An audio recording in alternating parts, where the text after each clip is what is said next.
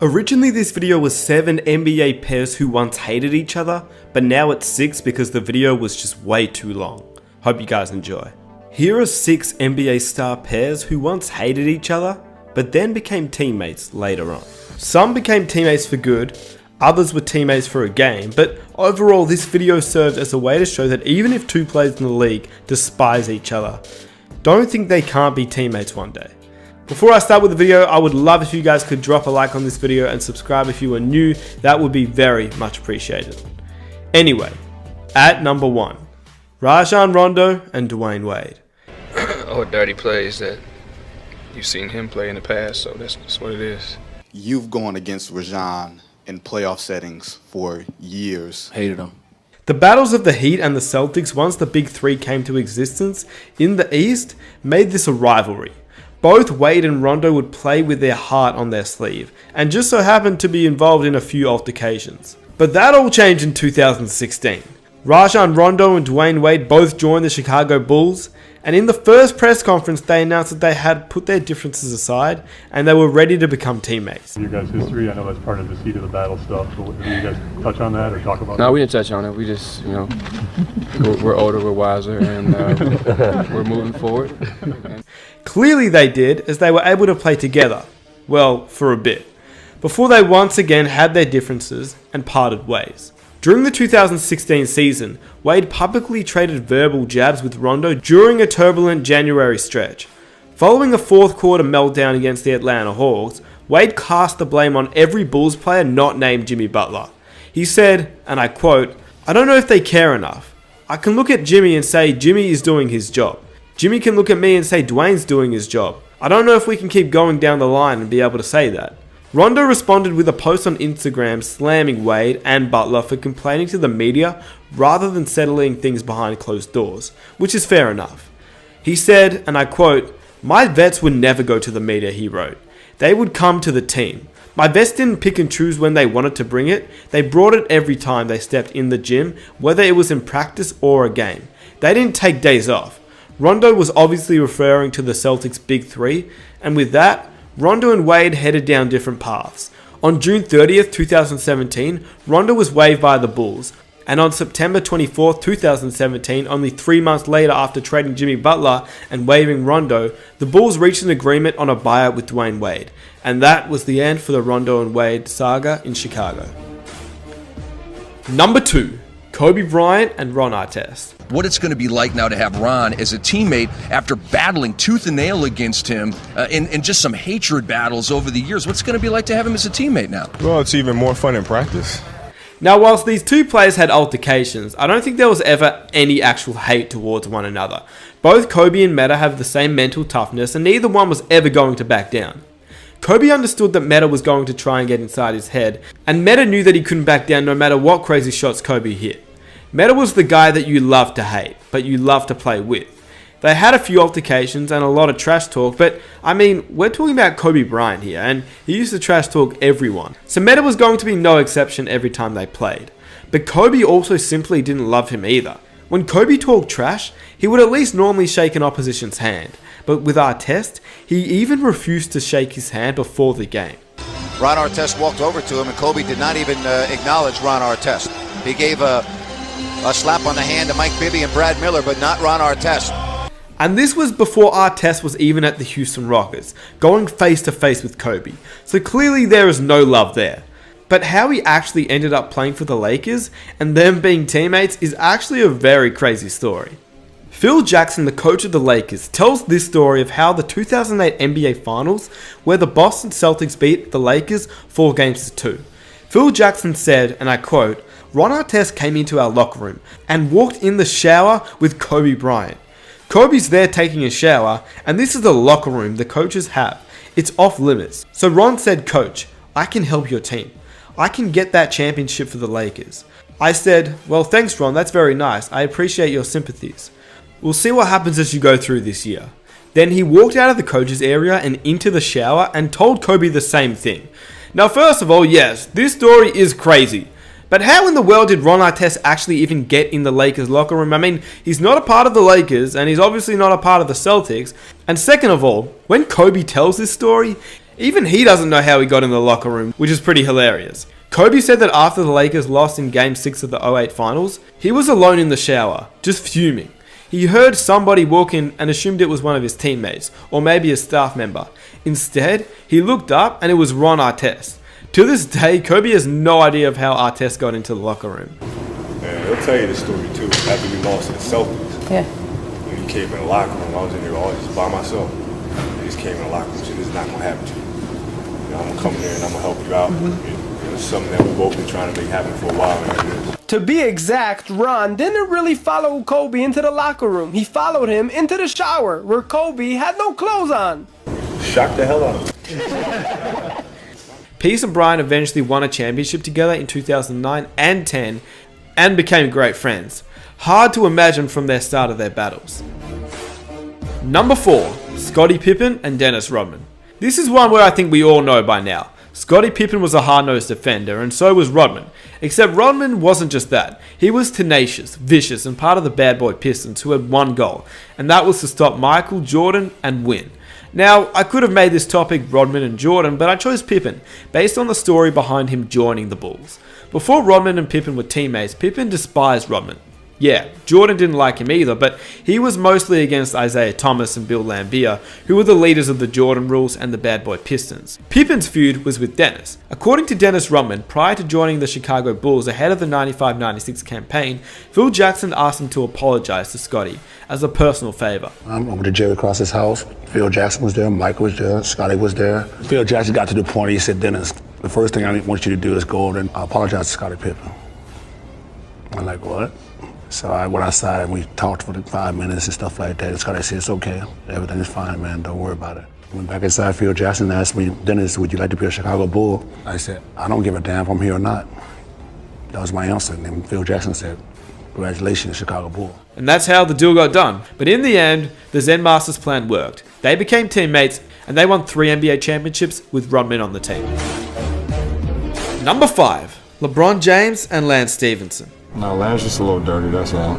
We all know this beef, but how did it really begin? LeBron was shooting a technical free throw. Lance was stirring the pot off the bench, putting his hands on his neck, and as we all know, the Reggie Miller choke sign as LeBron would miss. At this point, Lance had not even logged a single playoff minute and was not even close to coming into the game. But even from the sidelines, he was making the Heat and LeBron very annoyed. According to Danny Granger, he said this. When I was in Indiana, and we had scuffles with the Miami Heat. Yeah, if you're only playing a few minutes a game, it's hard for you to go up and try to say something, make waves.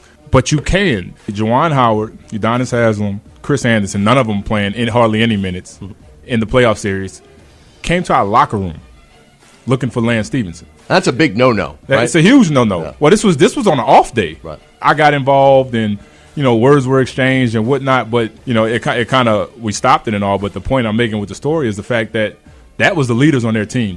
Those guys wasn't even playing a lot, but they were protecting LeBron. As far as they thought Lance had done something disrespectful to him. Right. Which time? It was the choke situation, right, when he did the choke and sign on the sideline, which is pretty crazy. In Game 4, LeBron went off, and in Game 5, Lance got his first minutes of the series, in which this happened, intentionally, and proved by the wink from Dexter Pittman into the camera. In the end, the Heat won the series, and LeBron got his ring. But what happened to Lance after that? Well, in 2013, this was Lance's breakout season with Granger getting injured. By the time the 2013 Eastern Conference Finals came along, Lance was ready, well ready to irritate LeBron, because clearly he didn't learn anything from 2012. In Game 4 with Paul George in foul trouble, Lance begged his coach to let him guard LeBron, and we know what happened next. He stared him down, got in his head, and made him foul out of the game, in which the Heat would eventually lose, whilst Lance finished with 20 points himself. And that's pretty much the end of 2013. The Heat went on to win the series and back-to-back championships, but 2014 was the big one. Lance and the Pacers have both stepped up, and they were better than the year before. In fact, the Pacers had a better record than the Heat, and the rivalry was even bigger. Game 1 went to Indiana, Game 2 went to the Heat, but all people talked about was Lance flopping every time LeBron James touched him. Game 3 had LeBron finally show some irritation towards Lance. By Game 5, the Pacers against the wall, Lance turned into Psycho Lance. He joined the Heat huddle, and the famous blowing in the ear incident, which Larry Bird, who was the president of the Pacers, had had enough. He spoke to Lance after the game. Although his antics were crazy, did they work? Well, LeBron went for a career playoff low of 7 points, so maybe Lance was onto something here, as Indiana won. So in Game 6, Lance did what he said he'd do and tone it down a bit. But he still had some incidents. He managed to teabag LeBron underneath the basket, he returned the favor and touched LeBron's face, which he didn't like at all. Anyway, the Heat went on to win the series and Lance paid his respect to LeBron via Instagram. So, was that the end? Well, not quite. After LeBron joined the Cavaliers for the second time, and Lance bounced around to 5 different teams before reuniting with the Pacers, this beef was back. On November 1st, 2017, Lance slapped LeBron in his sausage and beans area. And then a few months later, Lance got in LeBron's head, which made him shove Lance and call his play dirty after the game. No, Lance just a little dirty, that's all. Later that year, Lance and LeBron once again battled in the playoffs. Lance hit him again, and the Cavs lost the game. Bron responded with 46 points the next game, and by Game 4, it was the same old battle. The hits, the bumps, the trash talk, and caused LeBron another tech foul, and he responded with a buzzer beater and 44 points in Game 5. The Cavs ultimately won the series, and that's pretty much it. Hard to imagine though that these two players became teammates, but hey, LeBron James left to join the Lakers and Lance followed him. Number 6. Charles Barkley and Scottie Pippen. Looking to put the Charles Barkley-Pippen feud behind them. Even if you don't like a guy, you don't have to kill him publicly, because nobody wins in that situation. These two weren't exactly the closest of rivals, and even teammates when they eventually joined forces. When these two players played against each other, it was a competitive rivalry. Some light pushing and shoving, some trash talk, just a good rivalry. Then, in 1998-1999, Pippen was traded to the Houston Rockets, alongside Barkley, his former Olympic teammate. He was also teamed up with Hakeem, but there were chemistry problems right off the bat, especially with Barkley. And in 1999, when Pippen left the Houston Big Three fail to go to the Portland Trail Blazers, the 6-time NBA champion said he wanted to get away from Barkley's selfish and sorry fat butt. I wouldn't get Charles Barkley an apology at gunpoint, so he could never expect an apology. If anything, he owed me an apology for coming and play with his sorry fat butt. He's a very selfish guy. He doesn't show me the desire to want to win, and I probably should have listened to Michael a year ago when he said that Charles never will win a championship because he doesn't show any dedication. So yeah, I'd say the two probably aren't the closest of friends, and even before they were teammates, they always had a little bit of a rivalry anyway. And number 7, Michael Jordan and Isaiah Thomas. You're probably wondering, when in the hell did these two play together? And for this final one, I'm making an exception, the All-Star Game. Because the feud between these two players is arguably the biggest hatred in NBA history. Back when Thomas was the star point guard of the Detroit Pistons, the bad boy squad, he had a rough relationship with Michael. On the court, and both off the court too. It all started from the bad boy Jordan rules, which was led by Isaiah Thomas himself. These Jordan rules weren't just there to stop Jordan, they were there to hurt Jordan. Jordan would use every setback, every insult, and every instance of disrespect as motivation to go out and destroy his opponent. He never forgot his All-Star game as a rookie. It was on this stage that Isaiah Thomas allegedly calls for a freeze-out game on Jordan. It was here that MJ started his distaste for the Piston point guard. I'm actually going to make an entire video on that topic, so stay tuned for that. And if you want to see that, be sure to leave a like. But the freeze-out game is where the hatred started. In 1991, however, things changed. The Pistons and the Bulls met in the Eastern Conference Finals once again, and the Bulls swept the series before winning the first of what would be 3 consecutive championships. The Pistons refused to shake the Bulls' hands, which was led by, once again, Isaiah Thomas. 4 months later though, the greatest team that was ever assembled in the 1992 Dream Team was being selected, and in the book, When the Game Was Ours, Magic Johnson relates that he, Jordan, and other players conspired to keep Isaiah off the Dream Team, and so when the Dream Team was being put together, Jordan said he would only play if Isaiah was not on the team. Alright, no Isaiah Thomas questions. Cool.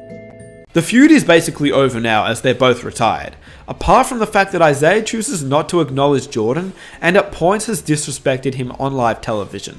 The fact that these two players could have such a seeming hate for one another, both on the court and off the court, is pretty outstanding.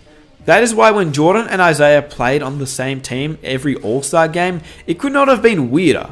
each and every year, seeing them as teammates from 1985 to 1993 simply because this was a personal beef, not on the court beef. So with that said, if you enjoyed this video, please be sure to leave a like and subscribe if you are new. If you guys want to follow me on Instagram to see what I get up to, be sure to follow my Instagram. And let's see if we can reach 1,000 likes for the next video. If you enjoyed this video, be sure to check out some of my other videos, and I am out. Peace.